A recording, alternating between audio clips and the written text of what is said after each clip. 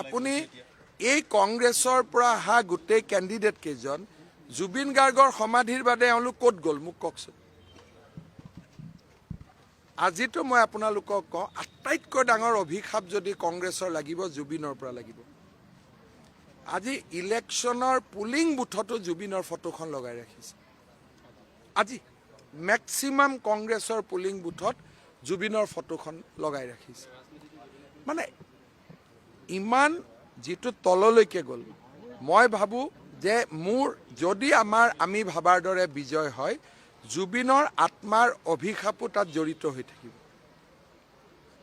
আপুনি এই কংগ্ৰেছৰ পৰা অহা গোটেই কেণ্ডিডেট কেইজন জুবিন গাৰ্গৰ সমাধিৰ বাদে এওঁলোক ক'ত গ'ল মোক কওকচোন।